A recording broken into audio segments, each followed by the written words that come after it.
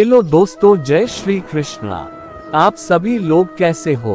आज हम चर्चा करेंगे भगवद गीता के बारे में। उसका पहला पाठ है पृष्ठभूमि। हालांकि भगवद गीता को व्यापक रूप से प्रकाशित और पढ़ा गया है, लेकिन इसे मूल रूप से संस्कृत महाकाव्य महाभारत के एक शिलालेख के रूप में प्राप्त किया गया था। महाभारत में वर्तमान कलियुग तक की घटनाओं का विवरण मिलता है। इस युग की शुरुआत में लगभग 5000 साल पहले भगवान कृष्ण ने अपने मित्र और भक्त अर्जुन को भगवद गीता का उपदेश दिया था।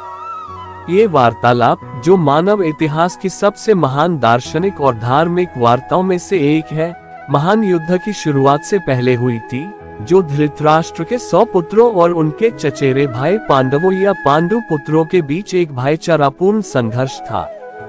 धृतराष्ट्र और पांडु भाई थे, जो कुरु वंश में पैदा हुए थे और राजा भरत के वंशज थे, जिनके नाम पर महाभारत का नाम रखा गया था। चूंकि बड़े भाई धृतराष्ट्र जन्म से अंधे थे, इसलिए राजगद्दी उनकी जगह उनके छोटे भाई पांडु को मिली। पांडु की युवावस्था में मृत्यु हो गई, इसलिए उनके 5 पुत्रों युधिष्ठिर, भीम, अर्जुन, नकुल और सहदेव को धृतराष्ट्र की देखभाल में रखा गया, जिन्हें कुछ समय के लिए राजा बनाया गया था। इस प्रकार धृतराष्ट्र और पांडु के पुत्र एक ही महल में बड़े हुए। दोनों को गुरु द्रोण द्वारा सैन्य कला में प्रशिक्षित किया गया था और पूज्य भीष्म पितामह उनके गुरु थे। हालांकि धृतराष्ट्र के पुत्र, विशेषकर ज्येष्ठ पुत्र दुर्योधन, पांडवों से घृणा और ईर्ष्या करते थे।